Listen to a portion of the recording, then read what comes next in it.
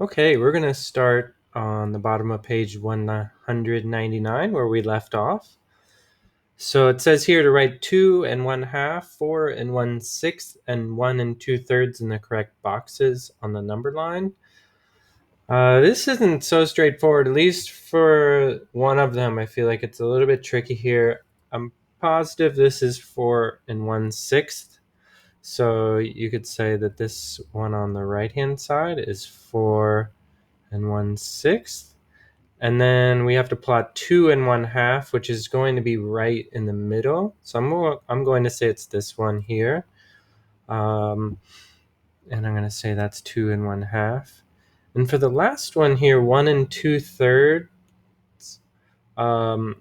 it's a little bit tricky. You have to think that here the 1 2/3 is going to be closer to 2 1/2 than it is to 0. So that's how I think about it. But some of you guys might think it's in the first box, but it should be in the second box there. So the next one, if I am going to order these mixed numbers, we're on page 200 now. So make sure you're on page 200. All right, it says order the mixed numbers. And we need to first, before we put these in order, I'm going to change this to 3 4/8. So I'm going to multiply this by 4, and then I can multiply the numerator by 4 as well. So if I need to put the smallest one on the left-hand side now, I can say this is 3 3/8, and this one we said was 3 4/8. I'll write 3 1/2 here. Either one is fine. And then obviously the largest is 4 5/8. So that is number 10, part A. Moving on to 10B.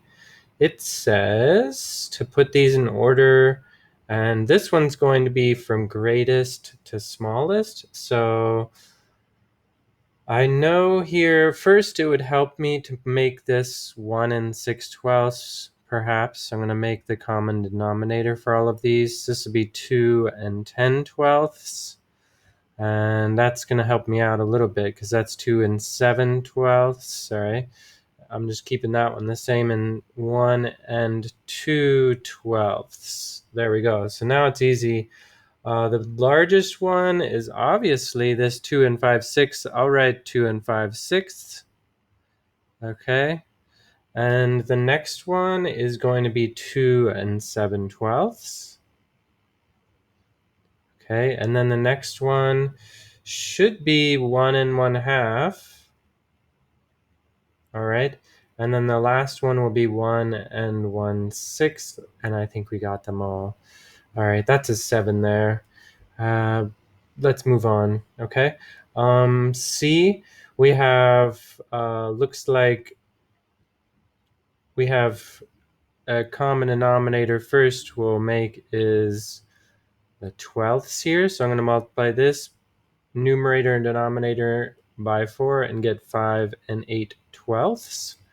And then this one, I'll need to do the same, multiply by 4, and I get 8 8/12. So there we go. So it looks like we can now set these up. The smallest one should be on the left-hand side. So I can quickly see that this is 5 5/12 for the smallest one. The next one is 5 8/12.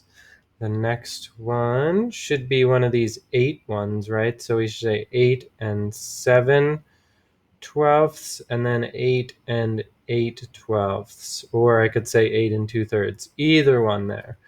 Okay. The next one says form 3 mixed numbers using these numbers. So, and then it says to order them from smallest to largest. I'm going to say 7 1/5, 11 7/12, and 12 1/5. And those are using all numbers from this list here, and they are arranged from smallest to largest.